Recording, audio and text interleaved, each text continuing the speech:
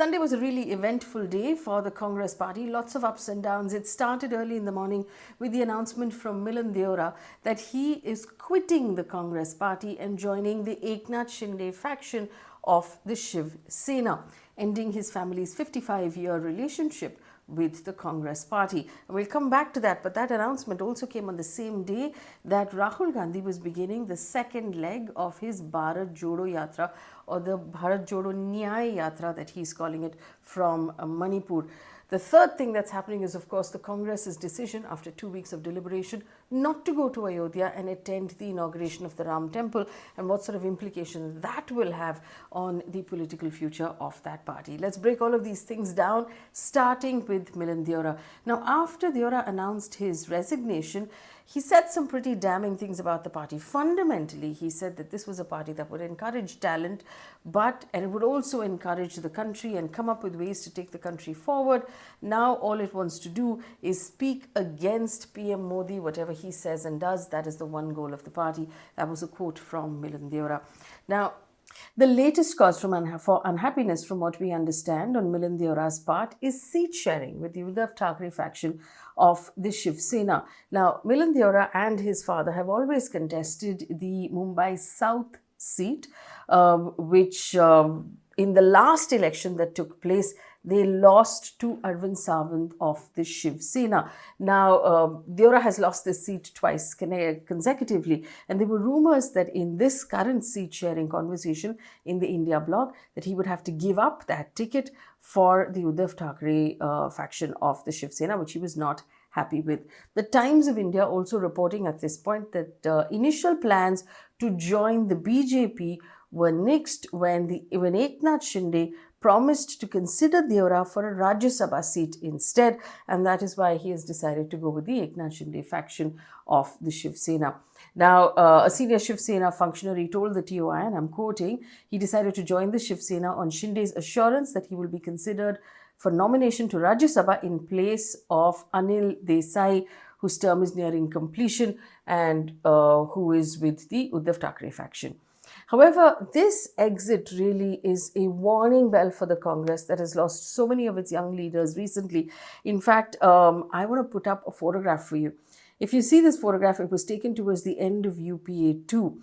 You will see in this photograph there's Scindia, there's Pilot and Milind Deora. These were considered the sort of young guard that will take over and lead the Congress going forward. They were all also considered very close to Rahul Gandhi. Now, out of those 4 people, 3 have already left, and the 4th one, who's Sachin Pilot, has been sort of wobbly within the Congress anyway, especially after now losing Rajasthan. One doesn't know exactly which way that might play out as well. So it sort of indicates that Rahul Gandhi has not managed to hold on to the talent that was considered very close to him.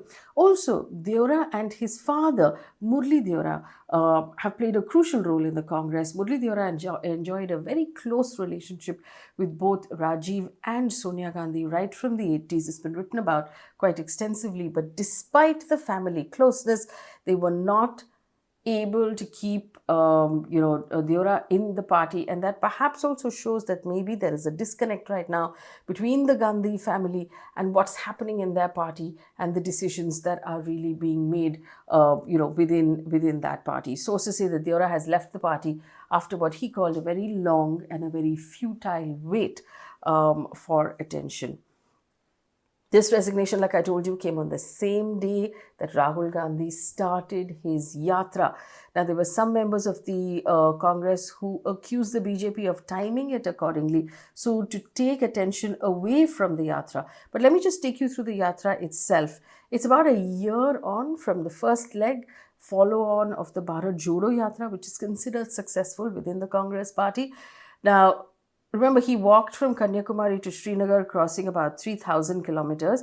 In the second leg, he will do twice as much, 6,700 kilometers across 15 states. And he's starting at Manipur, and he will end in Mumbai on the 20th of March. He will also have a custom-made Volvo bus, which will allow him to address crowds from the bus when he's still traveling.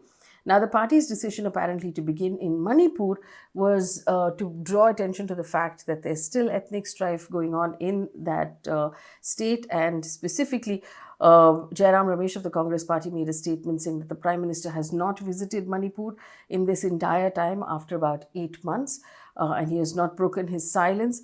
And that is why Rahul Gandhi is going to start from Manipur. Rahul Gandhi has made a statement to Manipur saying, "We promise that we commit to you that we will bring you value, harmony, peace, and affection that this state is known for." End quote. He also said that the violence, is because of the BJP and the RSS. He said is the rhetoric of the ideology of hate. The India Alliance members, though, weren't really seen at this Yatra inauguration, except for Danish Ali, who has now been suspended from the Samajwadi Party. He was the only one visible at the inauguration.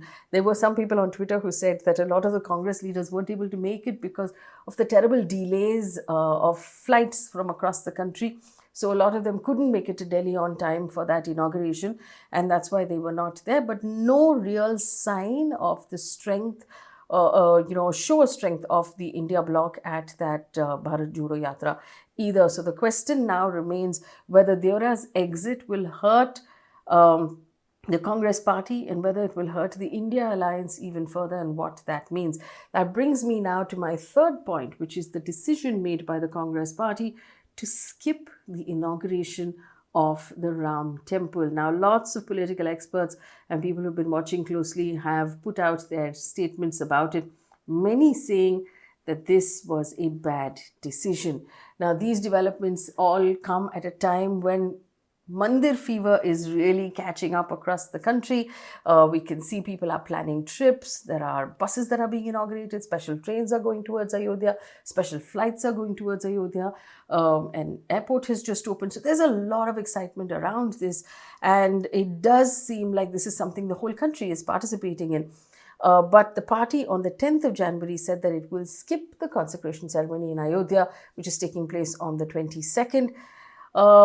A lot of, like I said, political pundits were unhappy. In fact, this is what the party statement has said, and I'm quoting here: "Lord Ram is worshipped by millions in our country. Religion is a personal matter, but the RSS BJP have made it a political project of the Temple of Ayodhya. The inauguration of an incomplete temple by the leaders of the BJP and RSS has obviously been brought forward for electoral gain." This was the party's statement explaining why it has decided to decline that invitation. Now, given the political significance of the Mandir and the Indian landscape, some believe that the Congress's decision to walk away on the principle of secularism is actually not a very smart thing to do, given the fact that it was Rajiv Gandhi himself who had, in 1989, opened the locks of the Babri Masjid and allowed, this entire conversation to begin at all.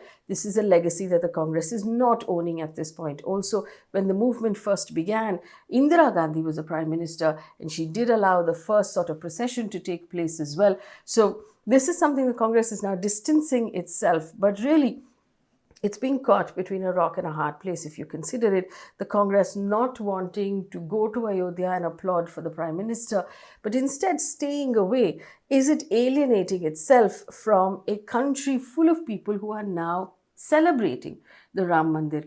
Research shows us, and Ira Jha in one of her articles has pointed out, that research shows that a lot of Hindus in our country feel very strongly, are very emotional about the idea of the Ram Mandir, even if they don't necessarily support the BJP politically. And by the Congress staying away, they could be alienating themselves entirely. And that might have been a bad decision. If we look at all of these things together, really, can the Bharat Jodo Yatra at this point really gain any sort of political mileage, any attention, or pull attention away from Ram Mandir when it is as emotive an issue that it really is? The Congress losing out on its young talent, losing out on talent that has stood by it over decades and decades, and finally this decision to stay away from the Mandir altogether.